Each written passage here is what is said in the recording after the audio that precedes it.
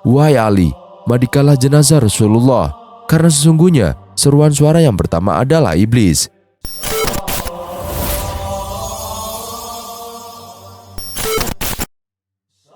Assalamualaikum warahmatullahi wabarakatuh. Sahabat beriman yang dirahmati Allah Subhanahu wa Ta'ala, sebelum lanjut ke videonya, jangan lupa untuk like, subscribe, dan tekan tombol notifikasi. Rasulullah Muhammad SAW wafat pada hari Senin 12 Rabiul Awal atau tahun 11 Hijriah atau 633 Masehi pada usia 63 tahun.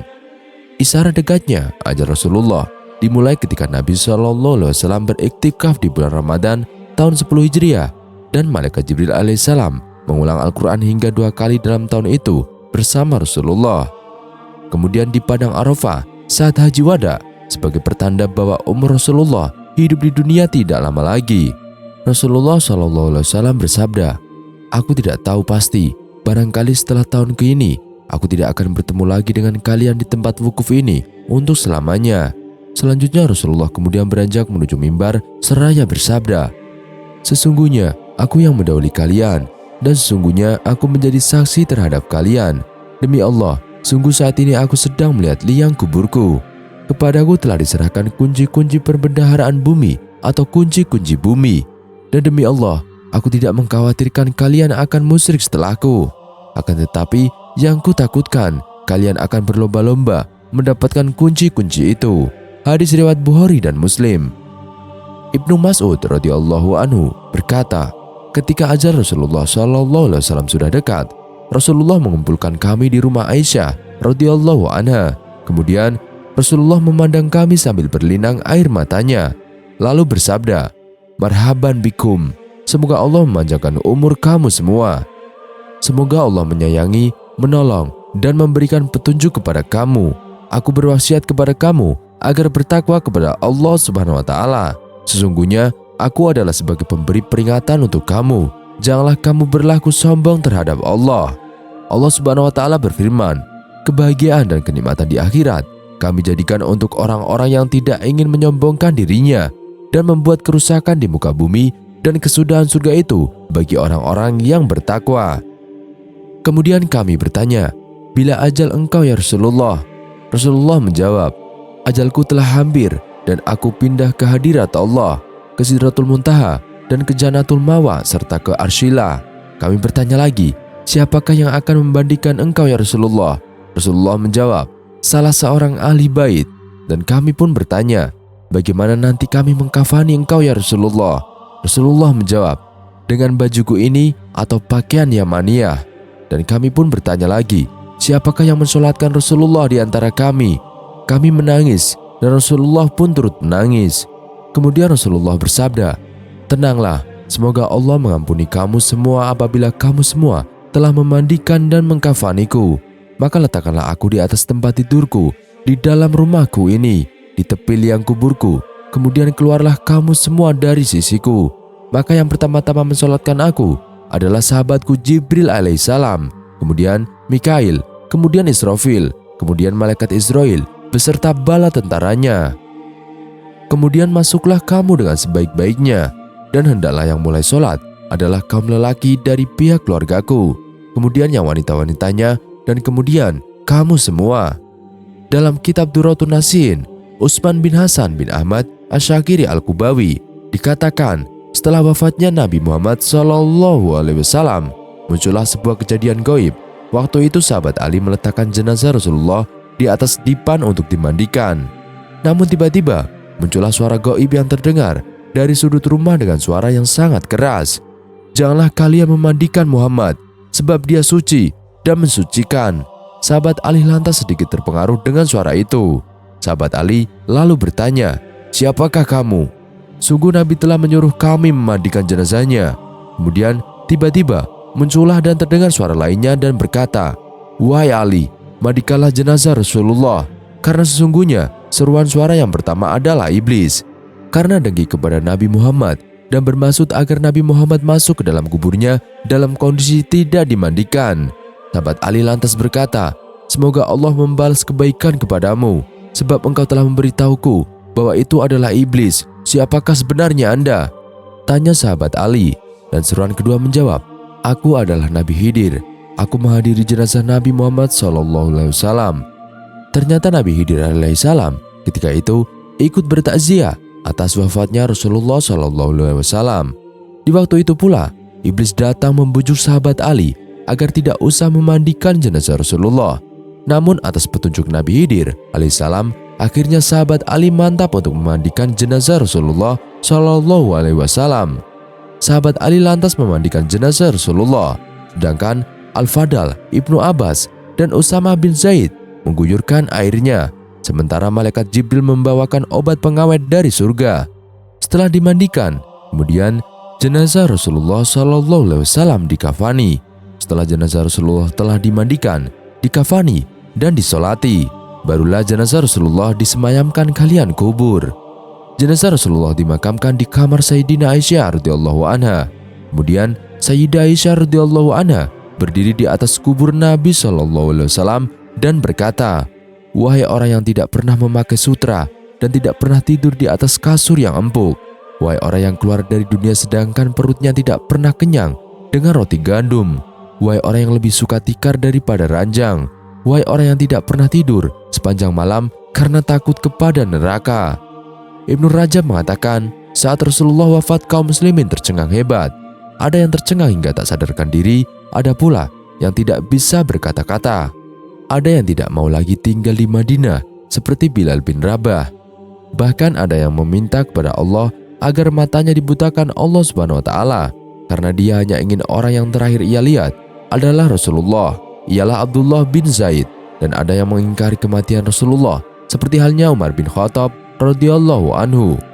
Aisyah radhiyallahu anha menuturkan, ketika Rasulullah SAW wafat, muncullah kemunafikan di berbagai wilayah. Sebagian orang-orang Arab murtad serta orang-orang Yahudi dan Nasrani mengangkat pemimpin mereka.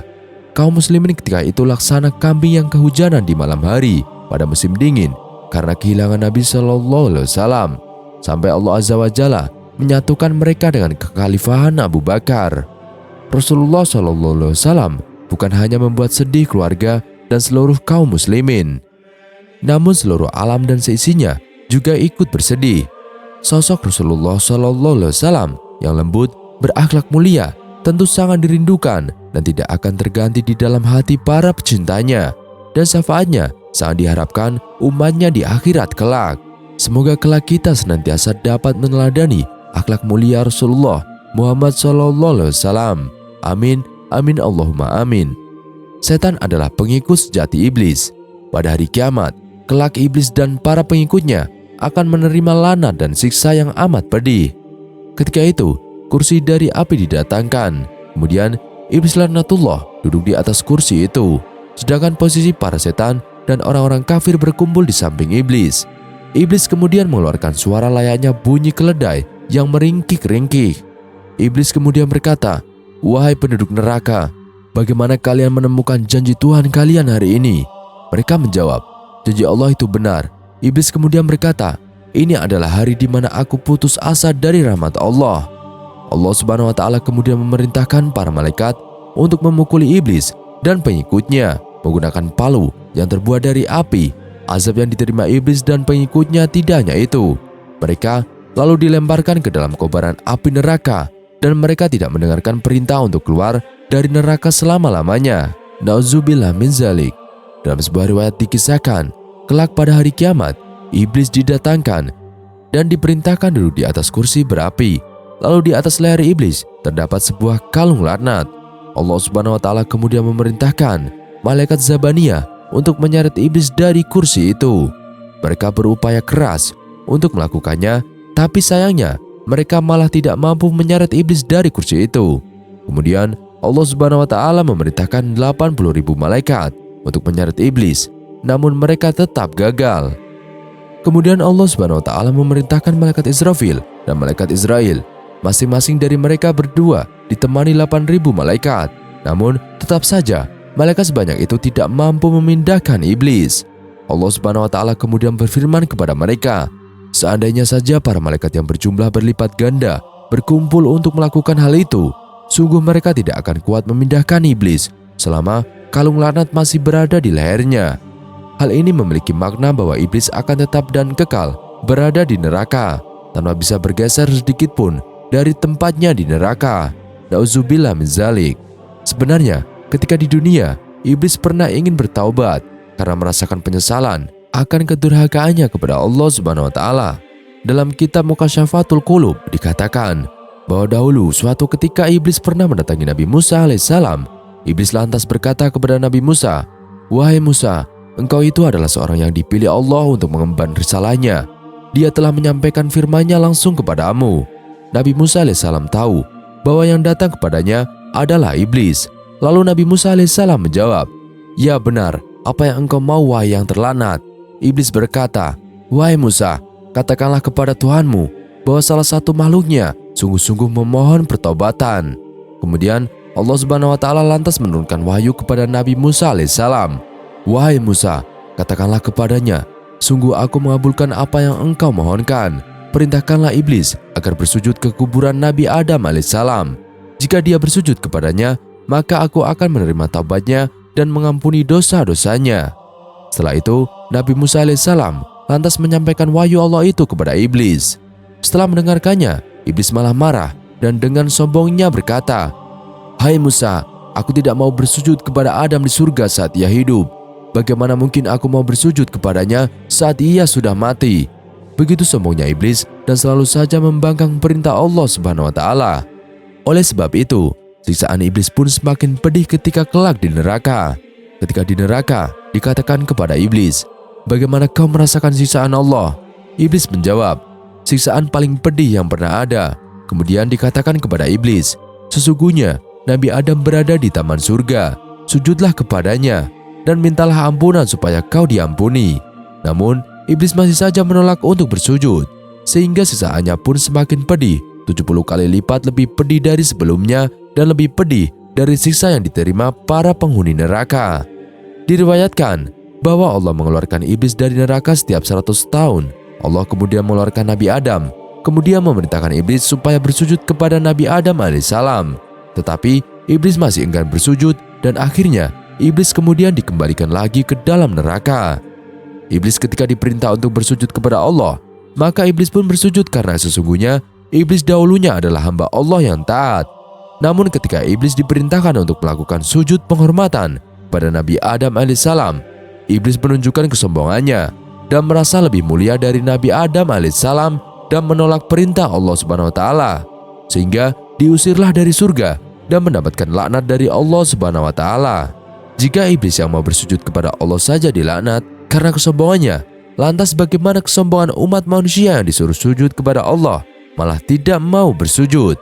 Jika iblis yang tidak mau sujud kepada Nabi Adam saja mendapatkan laknat dari Allah, lantas bagaimana laknat kepada manusia yang tidak mau bersujud kepada Allah? Wallahu a'lam bishawab. Dan itulah sahabat, sedikit kisah kali ini. Kurang lebihnya kami mohon dimaafkan. Yang benar datanya dari Allah Subhanahu wa taala. Khilaf atau keliru datanya dari saya pribadi. Wassalamualaikum warahmatullahi wabarakatuh.